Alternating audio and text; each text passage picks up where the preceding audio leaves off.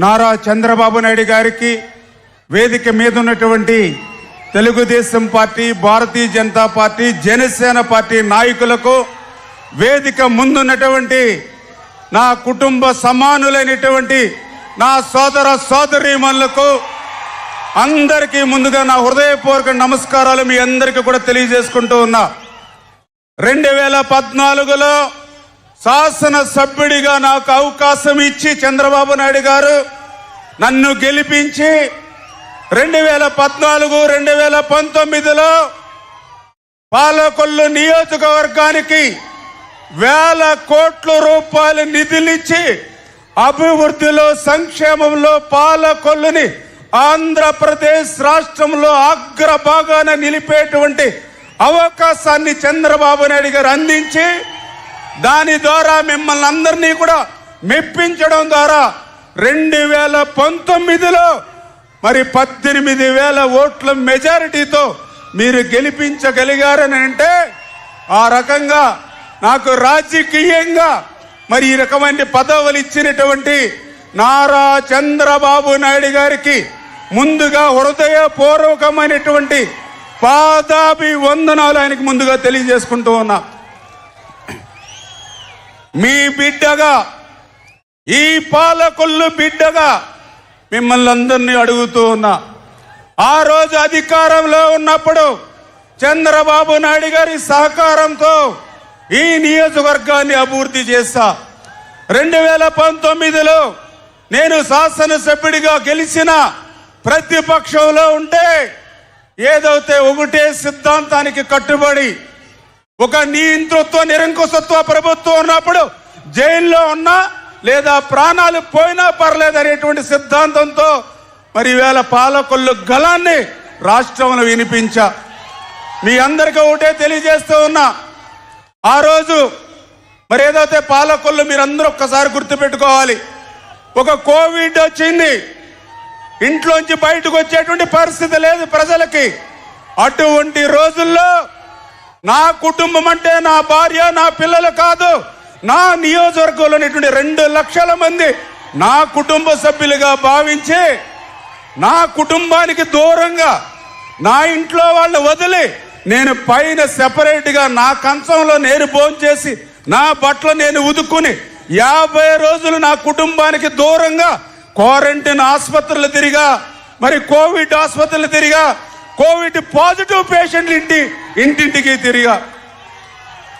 ఒక వరదలు వస్తే పేకల్లోతు నీళ్ళల్లో నా ప్రాణాలు సైతం పణంగా పెట్టి ఒక్కసారి మా ఇంజిన్ కూడా పోయి మా పడవ ఈస్ట్ గోదావరికి కూడా కొట్టుకుపోతే, ఆ రోజు చంద్రబాబు నాయుడు గారు కూడా ప్రమాదం తెలుసుకుని కలెక్టర్ గారితో, ఎస్పీ తోటి అందరితోటి మాట్లాడి ఎక్కడో 5 గంటలకి మా పడవ మిస్ అవుతే రాత్రి 9 గంటలకి ఈస్ట్ గోదావరిలో ట్రేస్ అయి మళ్ళీ మీ ముందుకు నిలబడ్డా.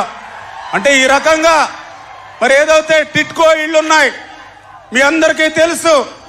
ఆ రోజు మండు టెండలో 240 కిలోమీటర్లు సైకిల్ మీద విజయవాడ దాటి అమరావతి అసెంబ్లీకి వెళ్ళానంటే ఎవరి కోసం వెళ్ళా? మండు టెండలో ఎవరైతే ఆ రోజు 7,900 ఇల్లు మరి ఆ రోజు 90% మేము పూర్తి చేస్తే, ఆ మహిళల అద్దె బాధలు, ఆ మహిళల కన్నీళ్లు ఈ తాడేపల్లిలో మొద్దు నిద్రపోతున్నటువంటి జగన్మోహన్ రెడ్డికి తెలియాలని ఆ రోజు సైకిల్ మీద వెళ్ళినటువంటి పరిస్థితి. కానీ ఏదైతే రైతాంగం మీరు 6 కాలం కష్టపడి పంట పండిస్తే మీ పంట అమ్ముకోవాలంటే 20,000, 30,000 రూపాయలు ఈ ప్రభుత్వం ఎదురు దోపిడీ చేస్తే, రైతు చరిత్రలో 75 కేజీలు బస్తా ఉంటే 10 కేజీలు అదనంగా తూచి ఇస్తేనే కానీ దోపిడీని ఏదైతే ఈ ప్రభుత్వం చేసిందో, ఏ రకంగా రైతాంగం తరపున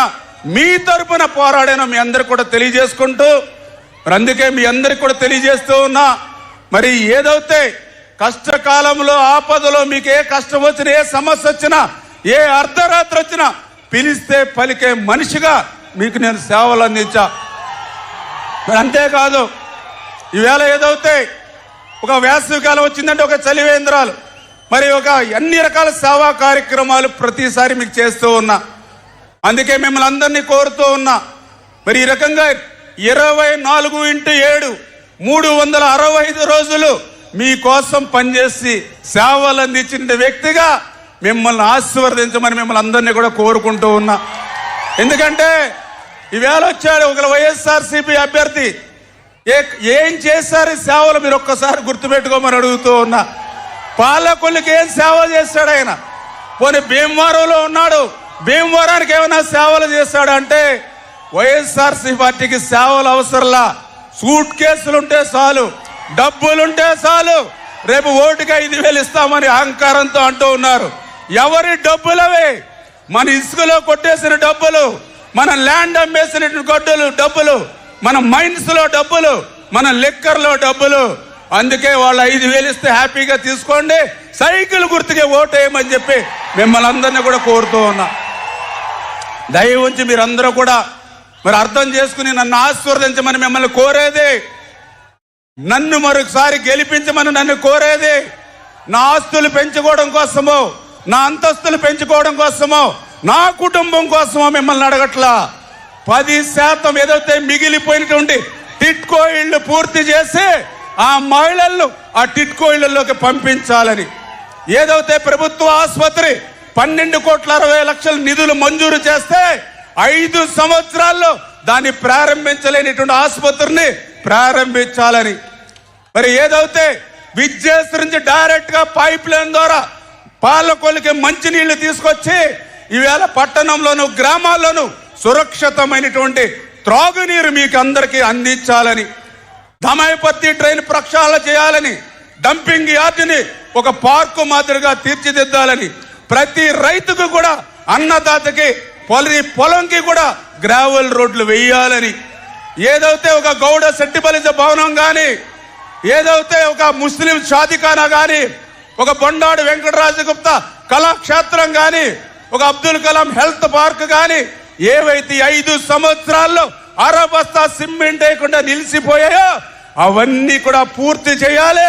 మీ రుణం తీర్చుకోవాలని మిమ్మల్ని అందరినీ కూడా నన్ను ఆశీర్వదించమంటున్నానని మిమ్మల్ని అందరినీ కూడా కోరుకుంటూ, మరి ఎప్పుడు కూడా నాకు చంద్రబాబు నాయుడు గారు ఎంతో ఆశీర్వదిస్తూ, ఆ రోజు 2014 నుంచి ఇప్పటి వరకు కూడా నాకెంతో అండదండలు అందిస్తూ స్ఫూర్తిగా నాకు చంద్రబాబు నాయుడు గారు నిలుస్తూ, అదేవిధంగా నారా లోకేష్ బాబు గారు కూడా ఒక అన్నగా నాకు ఎప్పుడు కూడా తోడ్పాటును అందించేటువంటి 2 నాయకులు మరి నాకున్నటువంటి పరిస్థితి.